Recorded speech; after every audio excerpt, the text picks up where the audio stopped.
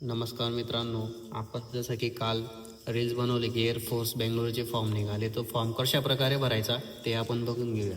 फॉर्मची पहिल्यांदा जर आपण प्रिंट काढायची, प्रिंट काढली की application for the post of, आपण कोणत्या पोस्टसाठी अप्लाय करतो, तसं की तिथे MTSची जागा आहे तर MTS लिहावे आणि युनिट कोणत्या युनिटला पाठवायचे ते युनिटचं नाव तिथे ते कमांडेंट IAM IF युनिट हे कमांडेंटचं युनिटचं नाव आहे बरोबर.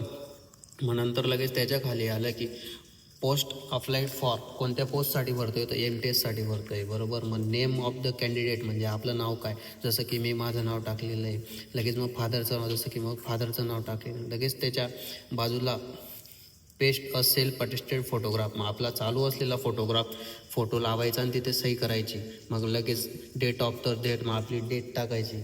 मग त्याच्या खाली लगेच as as on the last date म्हणजे फॉर्मची तारीख आपली 27 जुलै, तिथून तर आपली डेट एज कॅल्क्युलेटर गुगलमध्ये टाकायचं. मग तिथून आपली डेट काढायची. जसं की मी माझी टाकली, मग 26 वर्ष, मी 26 वर्ष 1 महिना आणि 22 दिवसाचा अशी डेट झालेली आहे बरोबर. मग आपला ॲड्रेसचा, जसं की माझा ॲड्रेस टाकला आहे, पोस्ट ऑफिस कोणतं आहे ते टाकले, जिल्हा टाकलेला आहे, लगेच आपलं स्टेट टाकलेलं, पिनकोड टाकलेला आहे. तसं परमनंट ॲड्रेस, तुमचा परमनंट ॲड्रेस टाकायचा. माझा सेम आहे तर मी सेम टाकला आहे. मग लगेच कास्ट, कोणती कास्ट आहे तुमची, तर OBC तर OBC टाकायचं.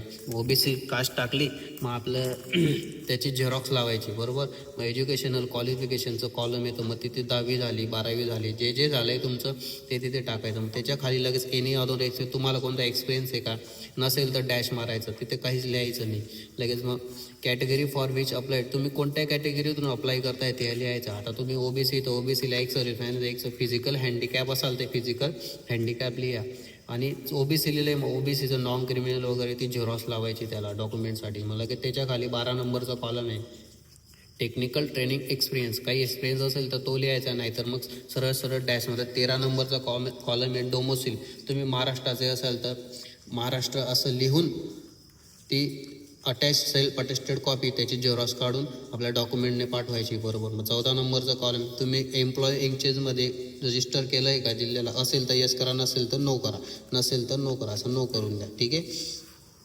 बघ तू 15 नंबरच्या कॉलमच्या खाली सहीचा कॉलम आहे, तुमची कॅन्डिडेटची सही आणि कोणत्या तारखेला भरताय ती तारीख भरायची बरोबर. म्हणजे लगेच त्याच्या खाली फॉर ऑफिशियल रेकॉर्ड ओनली, इथे आपण काहीच लिहायचं नाही, इथे ते बोर्ड लिहिणार आहे, तिथे काहीच हात लावायचं नाही. लगेच पेज पलटायचं, आपलं पेज पलटले की लगेच जसं की मित्रांनो आपण पेज पलटी केलं. आता दुसरं पेज ॲक्नॉलेजमेंट कार्ड, म्हणजे आपलं ॲडमिट कार्ड ते तिकडून येणार असतं, तर त्याच्यावर बघा पोस्टमधून कॉलम दिसेल तिथे MTS पोस्ट लिहायचं. लगेच नेम, तसं आपण मागे नेम, आपलं नेम लिहायचं, फादर नेम तसं लिहायचं.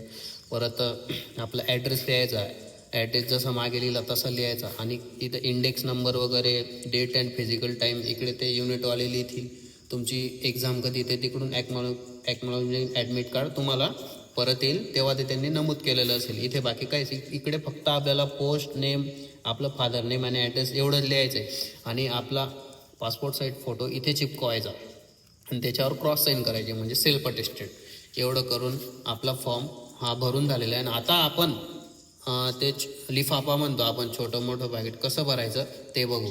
बघा मित्रांनो, आपले 2 फॉर्मचे जे प्रिंट आहे ते भरून झालेले. आता आपण लिफाफे 2 लिफाफे घ्यायचे, खाकी कलरचे, छोटे मोठे साईजचे, ठीक आहे. आता मोठा जो लिफाफा असतो त्याच्यावर पहिले वरती लिहायचा असं कॉलम करून, application for the post of MTS and category, कोणत्या कॅटेगरीमधून अप्लाय करतो ती कॅटेगरी न्यायची. तुम्ही जर असं लिहिलं नाही तर तुमचा फॉर्म तिथे रिजेक्ट होऊ शकतो.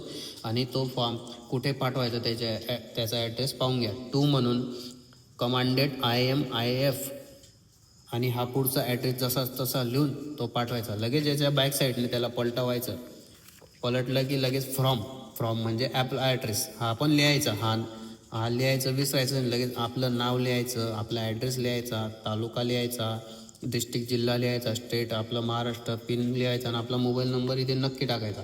हा मोठा लिफाफा झाला. मोठा लिफाफा नंतर छोटा हा जो छोटा लिफाफा असतो